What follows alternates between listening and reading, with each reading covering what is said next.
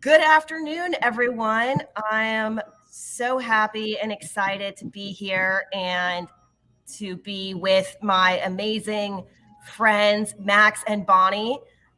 We all met each other in David Meltzer's coaching group, which has been an incredible community for us to be a part of and learn entrepreneurship. And the three of us will be collaborating on the upcoming Founders Live Atlanta event on June 22nd at 7 p.m. Eastern, which is a virtual event that will be streamed live on YouTube. So, Max will be our opening edutainment at the event. Yes. Max Ringelheim is a 32-year-old serial entrepreneur, originally from Long Island, New York, who was most notably responsible for starting 2015's hoverboard fad through his viral brand, Funky Duck. Max enjoys sharing the story of Funky Dunk around the world so that he can help educate and inspire the broader business community on the positives and negatives associated with going viral. Max now lives in Miami, Florida, where he is actively building an emerging media brand called When Going Viral, which is on a mission to be the leading storyteller behind viral business phenomena. During Founders Live, Max will be making some opening remarks about his journey and how to mentally prepare for the journey of entrepreneurship. You can follow at Max Ringelheim and at When Going Viral on TikTok, Instagram, LinkedIn, Twitter, and Facebook. We are joined by Bonnie as well, who will be managing the operations for our event. Bonnie is an anxiety coach applying years of experience and success in creating well-being for herself to help others, including entrepreneurs, manage their anxiety. And Bonnie is also focusing on financial education and financial literacy as well. So I am glad to be here with you two. Bonnie also won David Meltzer's 2-minute drill in 2021 on episode 3. So both Bonnie and Max have great experience on delivering elevator pitches, and I am glad to have both of you guys here today to share some insight on elevator pitches, both to help our Founders Live founders, but also for anyone out there. Elevator pitches are an incredibly important skill. So I will turn it over to you guys to share some insight with us. Cool. Sounds great. Bonnie, you want me to kick it off? Yeah, that's great. Go for it. Yeah. I mean, Janine, when I heard about the original topic that you want to talk about today, that being elevator pitches, I think the first place that I would start off with would be, I think maybe when I was 22, 23 years old, at some point around then, I felt like I kind of cracked the code on how to get, first and foremost, the opportunity to do an elevator pitch in front of, a prospective investor or like the right target audience you might be going after. For me, like the way in which I cracked that code was I would go to a lot of different events, as I'm sure, Janine and Bonnie, you guys both do. And, there's oftentimes like that really prominent speaker, right, who's headlining the event or such that most of the people at the conference all want to go and speak to, right? That typically is how it works. Everyone just bombards that person at the end of the conference and he's, ultimately overwhelmed. And for me, this sort of trick to the trade that I cracked, getting the chance to actually do an elevator pitch in front of like that prominent person, because I wanted to obviously meet him. That's the reason why I went to the event in the first place. Was I would like approach the individual at the very end of his presentation and at the very end of everyone bombarding him. Because what that then allowed me to do is basically escort him or her to the elevator, right? To get out of that mosh pit of everyone who was bombarding him. And so if you sort of use that as an opportunity to like, be like, hey, like, I know you've been, getting hit up by a lot of these people here at the event, you want to head outside and I'll walk with you and tell you more about what I'm doing as you leave, right? That tend to be the best way for me to actually get a chance to do an actual elevator pitch in front of the person that I was targeting and get his actual focused attention, because when he's getting bombarded by 50 different people at once, like, it's going to be hard for you to be memorable amongst those 50. But if you save yourself for last, to share your elevator pitch at that point and do him the favor of escorting him out of there, because he wants to leave, right? Like, he's not trying to stay there all night after, or she's not trying to stay there all night. It's sort of like a win-win. So hopefully that's a really good little life hack or elevator pitch hack for your audience today. That's awesome. I love that, Max, because that actually is great. I was like thinking in my mind about an event I attended in New York and like talking to the speaker at the end, but there's going to be many more of those. As you guys know, I'm spending time in New York and other places to attend more events and meet people. So I really appreciate that insight. Over to you, Bonnie. Hey, so actually, contrary to what Max said, I have not attended a whole lot of events. I am not pitching on a regular basis. And that's okay. Like, I'm not running a startup per se. I'm not looking for funding from anyone. I was actually, I'm trying to think. I've been standing here for like 30 seconds trying to think of a good word of what to call it. I almost want to use the word baited, but in a fun way, into pitching on David's show, where I kept asking for information, like, how do you write a pitch? Should I pitch for an investor? Like, I was building a quote unquote new company at this point, or at that point, which I later then decided I did not want to be in the trenches of building. I was like, this is a really cool idea, but I don't want to be the one to do it. And so I kept hinting that I was going to do this thing and I was going to do the pitch and I was going to be, and maybe 2 or 3 weeks before the show started to they started to record, I asked David one more question, and I think he could tell that I was like not ready to make the leap. And so at the end of the coaching session, he was like, anybody that hasn't signed up needs to sign up, and that means you, Bonnie. And I was like, oh, so I guess I'm like really doing this thing now that I never necessarily really intended to do. I didn't feel like I belonged there. And so as far as my experience / expertise with this goes, it's learning how to and affecting, a 2-minute pitch, if you will, on a business idea that was brand new, and coming away a winner amongst those that had much more experience than I did, had built, $1 million companies. We're talking to people in the NFL. And that's because I know how to follow directions really well. If you give me a set of directions, I'm going to hit every single point. And that's one of the things that I managed to do. And I also am good at storytelling. And so for this type of pitch, if anybody's interested in watching, David's 2-minute drill, I believe there's still episodes on Amazon Prime. You can find it on YouTube. And I think they just went to Apple TV. From what I've learned about the way pitches work, like pitching sessions work. Give me a second, buddy. Excuse me. That's my boys. These are done a little differently, and they really want to hear your story, and they really want to hear how you're going to change people's lives, and they really want to hear, like, they're looking to buy you, not your business. And because I was really good at kind of, I guess, selling myself, which is a foreign concept to me, that's how I came away. As far as the mechanics and everything, like, I was really paying attention to my words. I was counting syllables. Like, I practiced myself, recorded 400 times. Like, I'm not even joking. I was so bent on, or not bent.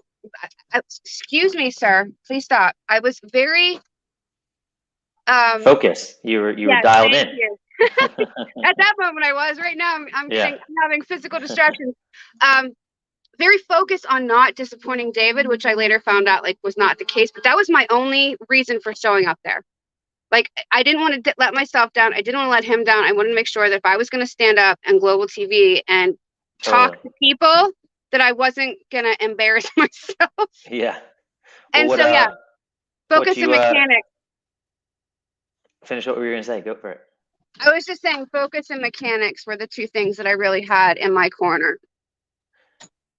Yeah, I think the part about counting the syllables and everything, and being really dialed in is super important because, even from my side, like when I would advise someone on creating an elevator pitch, I'm definitely going to be focusing on them being as clear cut, direct, concise as humanly possible. These elevator pitches are only designed to be 60 seconds or so in length. And if you find yourself rambling, it's just a great indicator that you need more practice, because, it should more or less, come out of your mouth the same time each and every time, after you've really nailed it and gotten it down.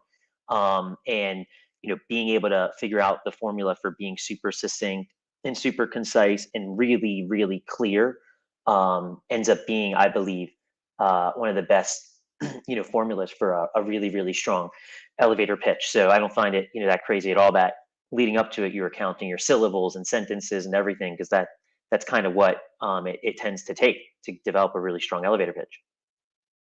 Yeah, I was going to say, I agree. This is the one and only time up until this point where I've prepared a pitch. I mean, I kind of believe, and this could go off on a tangent, but that we're pitching our entire lives. We're always trying to convince somebody of something at some point, Totally. especially when you've got children, and I've got 4. So, Yep. but that's not like a pre-planned kind of, like I don't have a script for that. Right. But that was, for me, it was really about playing to my strengths as much as possible. And that was the storytelling element, because I didn't have quote unquote credibility in the numbers and all of the other things that all of these other guys had. So I had to rely on and I talked about those things to the best that I could.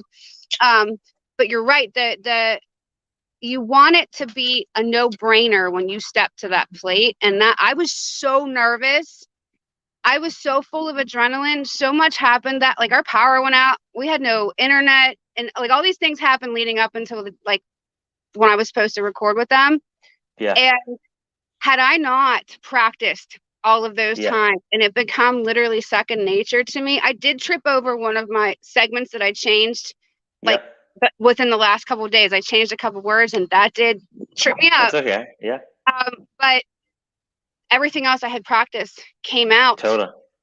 Just like it was like a nursery rhyme, like something we learn as kids. So those are the things that I would say focus on. Now, again, you're going to have to, the studying part was really important because, like I said, I don't have the way you guys have the background with pitching to multiple different people and companies, investors. And I'm only in the startup world right now because Janine invited me in to help with something. And so I'm like learning.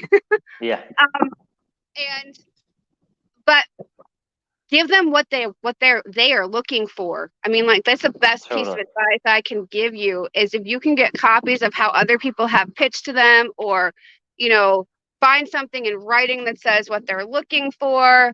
Don't lie, obviously, but do your best to really follow and play to what those people are looking for, because you want to give them what you want so you can basically get what you want in return. It's just an exchange. You want to typically end with like, a highlight of what some of those upcoming next steps are for you and your business. And then, as Dave Meltzer would say, right, like have an ask at the very end tied to those next steps, because, you want to end with that, person you're talking to in the elevator or anywhere it might be for those 60 seconds, wanting to ask you a couple of, follow-up questions. That'll be a good, opportunity to recognize that they're actually intrigued by what you're doing.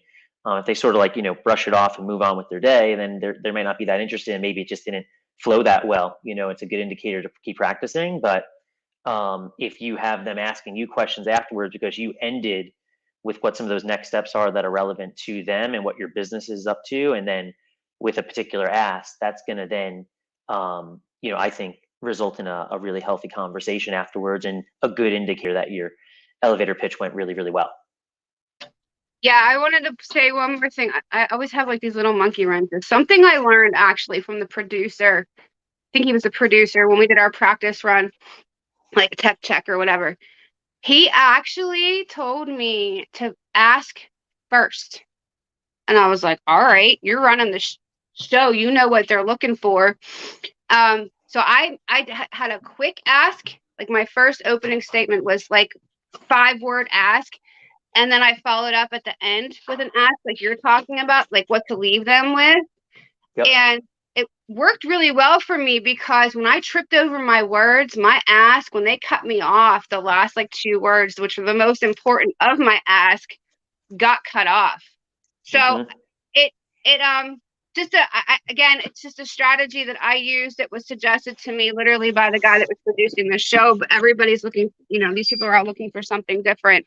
I don't know if that's appropriate in an elevator pitch, but it's just kind of how I reworked the way I was doing things. Totally. I don't think there's not necessarily only one way to do it. And at the same time, like your show, right, David Meltzer's show, like there's a very strict cutoff, right? So you have, rules that you got to follow. So I could see why they would say, hey, get an initial ask up front so that, it's really clear, at least, to some degree, where you're going with your business, right? So I can totally resonate with that. Oftentimes in the beginning, one of the other things I'll do, Janine, that I'll share with your audience is one of the other things that I'll try and do, with an elevator pitch, since you're only having, whether it's 30 or 60 seconds or so, is, one of the things that's worked for me is always having like a really clear, easy analogy to compare what your business is to something in the real world that, the person on the other end who you're pitching is going to understand. So for instance, like when I had my video conferencing software company, I would start off explaining what my video conferencing company was with like a quick, sentence basically that just said, think of Vonvo as a hybrid of Google Hangouts meets Kickstarter, and that short and sweet description all of a sudden painted a visual, because you're only getting such limited time, some sort of visual in their head of originally and initiating some intrigue, if that makes sense, right?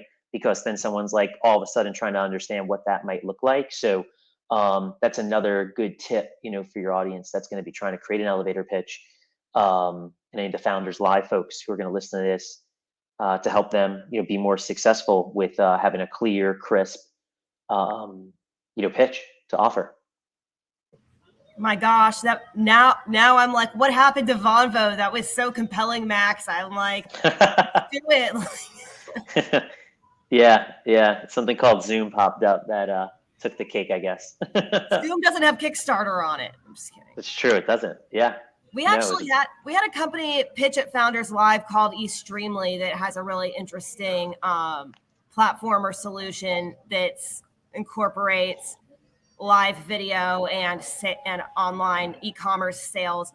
So not to go on a tangent here, but yes, this was great. I think we've got some incredible tips to sort of add to what both of you said and what Bonnie brought up.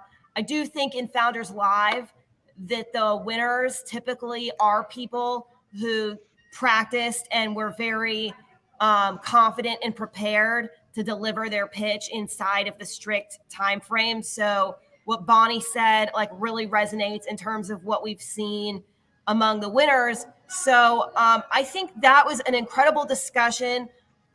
If you guys have anything else you would like to share, I'm happy to give you a moment to do so, or we can go ahead and wrap here.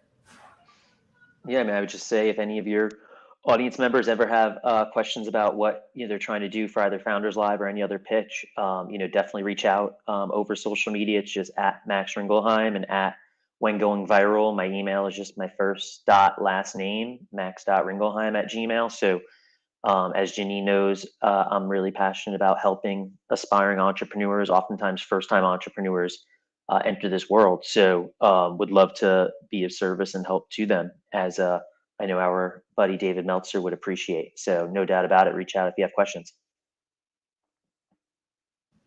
That's awesome. Thank you, Max. And I'm glad the three of us, it is really cool how we've all been mentored in the same values and like values about relationships and that sort of thing. I know having gotten to know both of you that we've all come to really appreciate what David has offered and shared with us, but it's great how that community has extended, to us being here on this live. Bonnie, is there anything you would like to share before we close out for the day? Yeah, I was just gonna echo. Max has his outro practice, obviously, as I do not, but I'm always happy to help. You can find me here on LinkedIn or across every other social media. I'm at Posh Notions still. So happy to help in any way I can. Thank you. I appreciate both of you supporting the community. I'm really glad to have you. I appreciate your time today. I appreciate you sharing your wisdom, knowledge, and experience to help both our Founders Live presenters, but also anyone from our community who can benefit. And I'm grateful for you, and I hope you guys have an amazing rest of your day. Awesome. You See got you it. Thanks so much. Absolutely. Later, guys.